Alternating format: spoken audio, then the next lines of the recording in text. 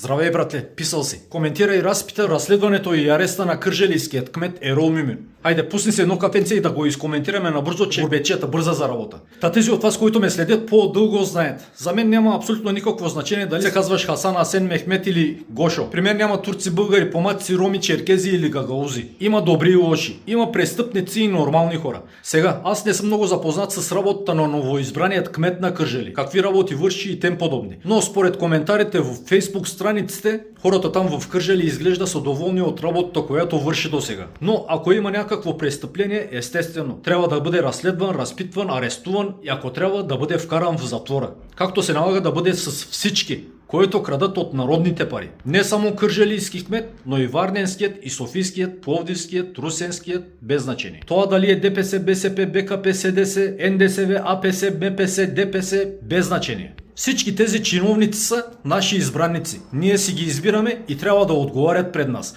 Трябва да работят за нас. Ако не, чанта рамо и на път към Софийския или Старозагорския, може и Бургаския, който си харесат. Знаеш, те имат малко привилегии, нали? Да си харесат едно от тях. Та за сегашният кърджалийски кмет нищо не мога да ти кажа. Но пък мога да ти кажа много неща за предишният Хасан Азис.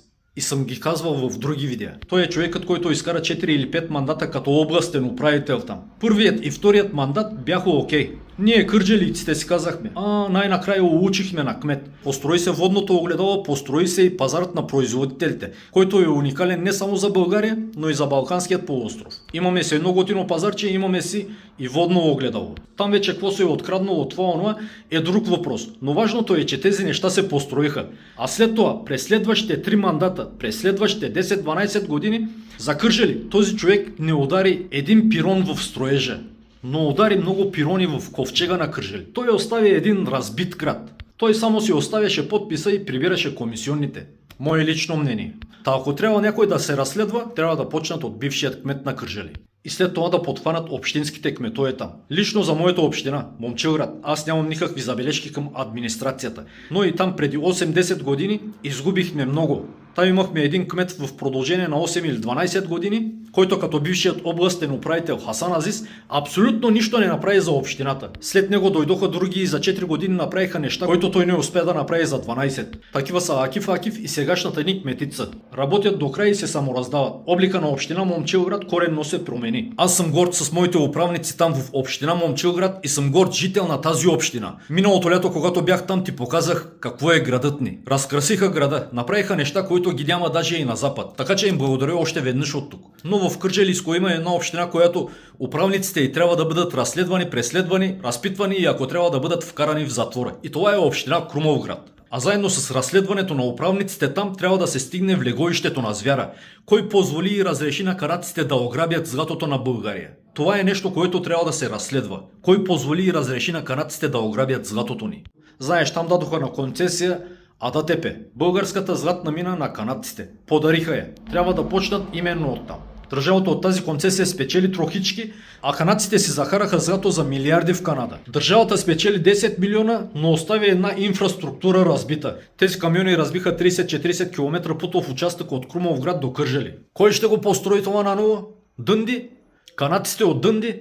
Не. Това ще го построи държавата, която ще изхарчи пак милиони там. Та предлагам всички тези, които са си сложили подписа под тези разрешителни за добиване на злато в АДТП, не да се разследват, а направо да се вкарат в затвора. Подарихме златото си, окей, там работеха стотина души. В продължение на 5-6 години и това беше. Златото на децата ни изчезна. Окей, държавата ни за сега може и да няма този потенциал сама да изкарва това злато оттам, нали? Но нека то остане за бъдещите поколения, които ще са по-можещи от нас, може би. Или просто да си остане там вместо да я карат за Канада. България от това нищо не спечели. Освен няколко души там, които прибраха милиони заради тези подписи, които сложиха под това разрешително. Това за мен си беше най-голямото престъпление в нашата област. А този подпис там дали е на Ахмет Доган или на Георги Първанов или на общинският областният кмет, дали са турци, помаци, роми или черкези, мен въобще не ме интересува.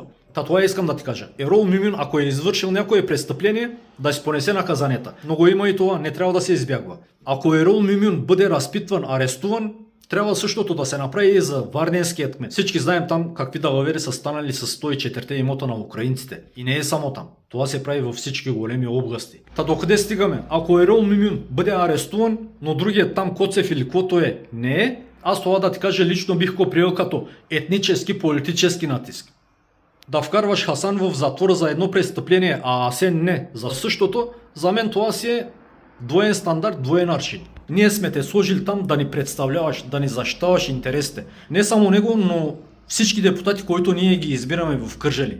Те са избрани от нашия район и трябва да работят за нас. А когато не го правиш това, нямаш място там. Ти си един чиновник, който ние, народът на Кърджали, назначаваме на работа. Ти не си нашият работодател. Ние сме твоят. Ние сме твоят. Разбираш ли разликата? Това не се отнася само за област Кърджали, ами за цяла България. Ония 240 там в парламента, които се мислят за богопомазани, не са нещо повече от нас. Те даже са под нас. Ние ги избираме. Получават високи заплати, взимат си големи комисионни, рушвети, това, ние им осигуряваме това. И те трябва да са благодарни. И когато дойдат на посещение в твоята община, в моята община, трябва да целуват краката и ръцете ни, а не да се правят на интересни и богоизбрани. Вижте ни, кои сме ние? Кои сте вие? Вие сте едни чиновници, които ние сме пратили там. Та за заключение искам да кажа това, което мисля, че си разбрал. Без значение дали се казваш Ерол Мюмин или Румен Радев или Бойко Борисов или Пеевски, Ахмед Тоган Егал, който е извършил престъпление, разследване, преследване, арест, затвор. Но трябва да се внимава. Това да не е етнически, политически натиск, преследване. Ако си имаш някакви проблеми с Пеевски, преследваш, разследваш Пеевски. Ако имаш проблеми с Ерол Мюмин, ако той е сгазил закона, преследваш Ерол. Двоен аршин не трябва да има. Живи, здрави и до нови срещи!